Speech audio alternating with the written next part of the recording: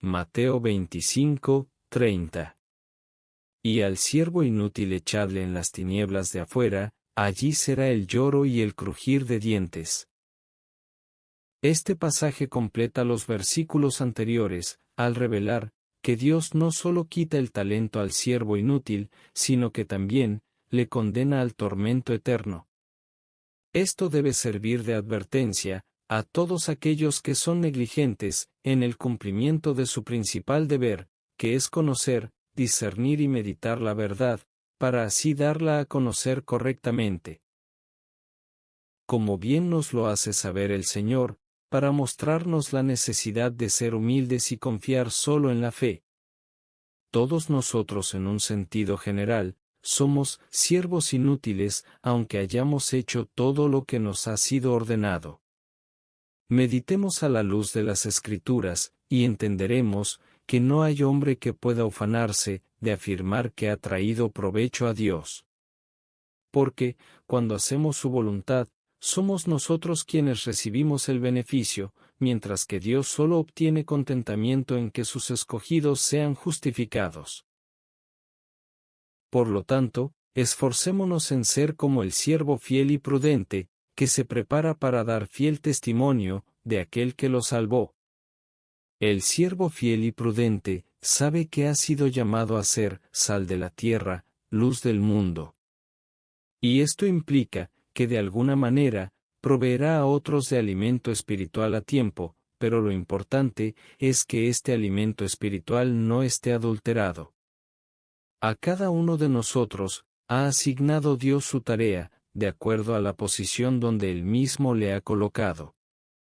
De manera que, cada uno es responsable del servicio que le ha sido encomendado. Ha sido Dios quien nos hizo aptos para participar de la herencia de los santos en luz. Y cuando el Espíritu señala que participamos en luz, se está refiriendo a que lo hacemos con pleno conocimiento de la verdad. Esta iluminación espiritual no la alcanzamos por mérito propio, tal como nos lo hace ver el apóstol, cuando aclara que no somos competentes por nosotros mismos para concebir algún buen pensamiento, sino que nuestra competencia proviene de Dios. Con el versículo que inicia esta reflexión, el Señor nos muestra que todos tenemos responsabilidades, y para ello, Dios nos ha dado los medios necesarios para cumplirlas. Por lo cual, el incumplimiento de nuestro deber solo puede deberse a la pereza espiritual, que no es otra cosa, sino incredulidad. Esto explica que el castigo que se anuncia en el versículo introductorio sea tan fuerte, y se describa de forma tan explícita, para quitar esa falsa confianza carnal que muchos tienen. Nadie debe olvidar lo que ha dicho el Señor acerca de cada uno de los escogidos. ¿No es este un tizón arrebatado del incendio?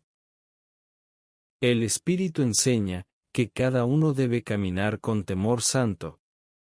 Porque este temor es el principio de la sabiduría. Todos necesitamos de esta disciplina diaria, mientras estemos en la carne para no hincharnos de orgullo. Porque el malo, por la altivez de su rostro, no busca a Dios, no hay Dios en ninguno de sus pensamientos, sus caminos son torcidos en todo tiempo, ya que los juicios de Dios los tiene muy lejos de su vista. A esto se refería Pablo, cuando nos comparte: yo de esta manera corro, no como a la aventura, de esta manera peleo, no como quien golpea el aire, sino que golpeo mi cuerpo, y lo pongo en servidumbre, no sea que habiendo sido heraldo para otros, yo mismo venga a ser eliminado. No perdamos de vista que la razón que nos debe mover a actuar es el amor que sentimos por Dios. Ya que su gracia es la que ha hecho posible que hoy seamos lo que somos. Si hemos percibido cambios positivos en nosotros, es porque Él en su infinita bondad y misericordia nos lo ha concedido. Por lo tanto, no nos dejemos desviar, ni entretener, por la alabanza de los hombres.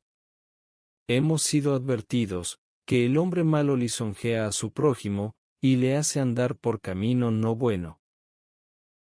Si esta reflexión te ha sido de bendición, te invitamos a que entres a nuestro canal, para que leas otras meditaciones que ya hemos compartido. También te animamos a que te suscribas, para que estos mensajes se ofrezcan al mayor número de personas, y la palabra de Dios se difunda.